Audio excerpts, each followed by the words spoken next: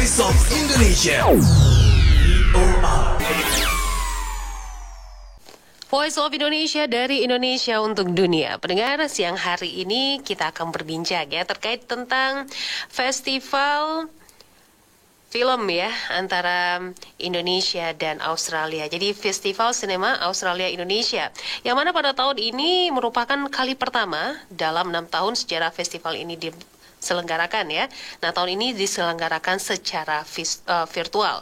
Dan Festival Sinema Australia Indonesia ini akan digelar pada 18 Juni hingga 27 Juni 2021, tentunya dengan menampilkan film-film terbaik Australia dan Indonesia.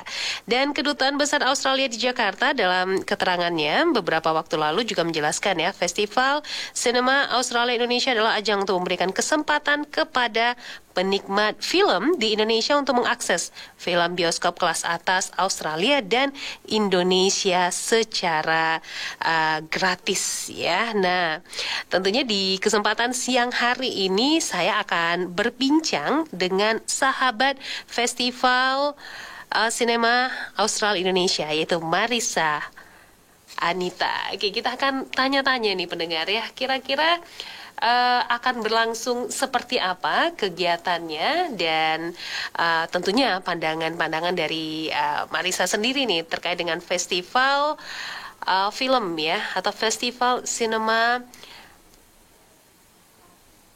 Australia Indonesia ini. Oke, kita sudah terhubung dengan Marissa. Selamat siang Marissa.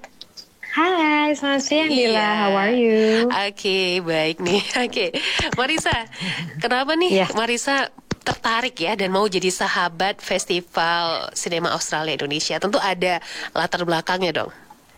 Iya, betul sekali. Hubungan saya dengan Australia tuh sangat sangat personal dan sangat lama. Itu dimulai dari tahun 2006 ketika saya menjadi mahasiswa jurnalistik di Sydney University di Australia. Nah, di situ memang pengalaman saya tidak hanya belajar ilmu jurnalistik, tetapi juga ikut serta dalam kegiatan teater di sana gitu. Jadi saya sangat beruntung sekali ketika saya main teater di sana, ternyata orang-orang atau mahasiswa yang waktu itu berbagi panggung dengan saya. Sorry, that was my dog. Koko, Nona. Okay, good. Jadi mahasiswa Australia yang sudah berbagi panggung dengan saya sekarang sudah menjadi orang-orang seni juga di televisi Australia seperti Zoe Norton Lodge, kemudian ada juga Alex Lee dan juga beberapa teman-teman teater zaman dulu itu. Terus pengalaman saya juga dengan film itu dimulai dari Australia. Pada saat itu saya menjadi salah satu aktor amatir di beberapa film mahasiswa dari Sydney Film School. So it's very personal karena kalau misalnya kita lihat profesi saya sekarang kan memang dua-duanya gitu, jurnalis dan juga pemain teater dan juga pemain film. Dan semua itu ada Australia di sana. Jadi ada peran Australia di sana. Jadi bisa dilihat ini ada kedekatan emosional sebenarnya ya. Yes, very much. Nah, kalau dilihat nih perbedaan industri film Indonesia sama Australia ini seperti apa nih Marissa? Perbedaannya apa ya? Mungkin yang ini pengamatan saya pribadi ya. Australia tuh banyak sekali mengekspor filmmaker dan juga aktor. Filmmaker Australia yang mungkin salah satu yang menonjol di Hollywood misalnya ada Baz Luhrmann. Kemudian banyak juga sekali aktor-aktor Australia yang sudah berkiprah secara global. Contohnya Mel Gibson, Nicole Kidman, Margot Robbie, Chris Hemsworth, the Hemsworth Brothers gitu ya kan. Jadi saya rasa dengan adanya FSI ini akan ada pertukaran pertukaran knowledge ya atau ilmu antara Australia dan juga Indonesia. Tapi ada kesamaan juga sebetulnya antara industri film Australia dan juga Indonesia. Misalnya contoh beberapa film yang nantinya akan tayang di Festival Sinema Australia Indonesia itu adalah The Furnace, kemudian ada juga Combat Wombat. Saya udah nonton 2 film ini dan dari 2 film ini ada unsur kultur yang sangat kuat yang dimasukkan ke dalam film-film ini gitu.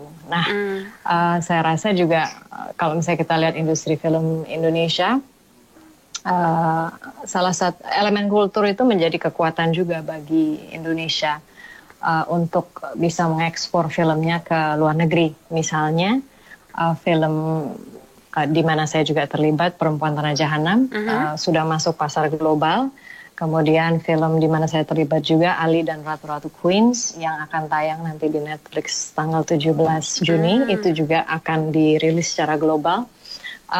Dalam dua film ini tuh ada unsur keindonesiaan yang membuat dua film ini unik sehingga bisa menjadi istilahnya jualan ke global, menjadi faktor pembeda. Sama seperti Australian films juga begitu. Okay. So yeah, we have those similarities, which are good. Okay, jadi benang merahnya itu di culture ini ya, yang diangkat ya dari I think masing-masing. so. Very unique. Kayak misalnya Combat Wombat gitu ya. Combat Wombat itu kan film keluarga, film animasi yang bikin tuh like a Photon Created. Itu seperti studio Pixar-nya Australia gitu. And I love it. It's so good. Okay. Jadi karakter utamanya itu perempuan. Dia adalah seekor wombat yang menjadi superhero. Okay. Sangat menarik tentunya. Dan wombat itu kan sangat Australia. Itu salah satu hewan yang memang khas dari Australia. So itu adalah salah satu nilai jual dari Combat Wombat secara global, saya rasa. Oke. Nah, sebagai seorang aktris Indonesia nih, bagaimana nih Anda melihat hubungan budaya Indonesia dan Australia? I think it's good karena kita tuh kan deket sekali ya sama Australia. Udah gitu. Bahkan di sekolah-sekolah di Australia, di beberapa sekolah di Australia, bahasa Indonesia itu kan jadi pelajaran juga di situ, di Australia. Jadi, so I guess, dan saya percaya gitu, dari bahasa itu bisa membuka persahabatan antar negara. And that's why I love language so much. Saya pernah belajar bahasa Mandarin, Jepang, Perancis, Itali. Karena saya betul-betul merasa ketika kita tahu bahasa dari sebuah negara, itu akan memudahkan komunikasi sehingga miskomunikasi itu bisa dikurangi atau tidak terjadi harapannya. So I hope for the best for Australia and also Indonesia, especially in the dalam hubungan kedua negara gitu ya. Dan EFSA ini adalah salah satu cara gitu untuk membangun hubungan baik itu terutama dari sisi industri seni. Oke. Itu dia ya. Nah, ini nih, jika Marissa nih memiliki kesempatan menjadi seorang sutradara, kira-kira film apa sih yang akan dibuat? Udah ada gambarannya nggak? Oh my God, I've never thought of it. Jadi sutradara susah soalnya, susah banget. I don't know, to be honest. Belum pernah kepikiran juga sih. But maybe I think it's gonna be drama. Nggak mungkin komedi karena komedi itu lebih sulit lagi. Komedi itu sulit sekali loh. You need to be really, really smart to be able to write comedy. So props to all comedians out there. Tapi kayaknya bakal drama sih, drama. Dan paling pemeran utamanya yang menyetir ceritanya adalah perempuan. Because we need more female. Kita butuh lebih banyak perempuan dan cerita-cerita perempuan di industri perfilman di Indonesia dan juga secara global. Jadi ini agak mengarah ke isu feminis ya? I don't know whether it's feminist. I think it's just cerita-cerita perempuan yang belum begitu banyak ya diceritakan atau dalam lanskap industri film. Gitu. Nah, tahun ini kan tahun pertama nih diselenggarakan secara virtual ya Marissa ya. Yes. Nah, ini gimana nih harapannya nih sebagai sahabat Festival Sinema Australia Indonesia? Karena kan pasti vibes-nya agak beda kan dari tahun-tahun sebelumnya. Iya sih, yang jelas nggak ada kumpul-kumpul. Kumpulnya di rumah masing-masing aja gitu. Apa ajak beberapa temen boleh ke rumah untuk nonton film ini bareng. But it's actually also good. Jadi memang COVID ini tentu ada minus points dan juga ada plus points ya. Minus pointsnya emang kita nggak bisa pergi ke suatu tempat untuk kumpul-kumpul bersama, nggak pakai masker, nonton film ini. Tapi ada plus points dari melakukan secara virtual ini adalah reach-nya jadi lebih besar harapannya.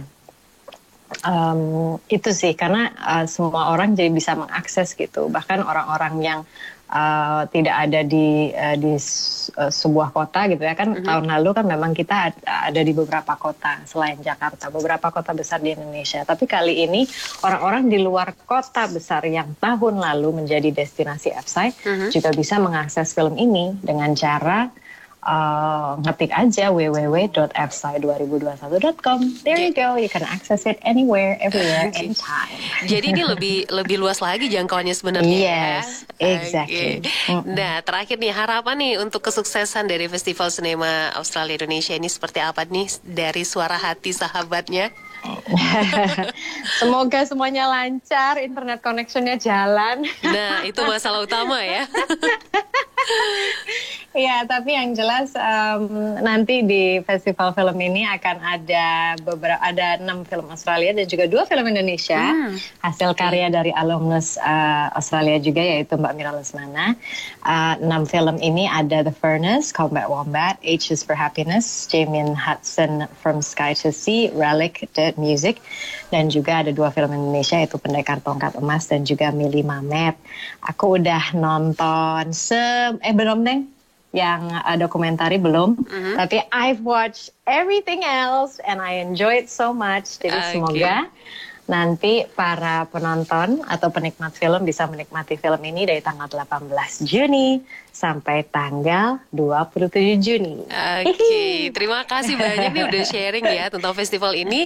Dan yang pasti nih sukses juga nih buat Marissa, kita tunggu loh karyanya. Yes, thank you so much Dila, sehat selalu. Iya, terima kasih. Ya, baik pendengar, itu tadi komunikasi atau juga bincang singkat kita ya dengan Marissa Anita, sahabat, salah satu sahabat Festival Sinema Australia Indonesia yang akan segera dilaksanakan bulan ini.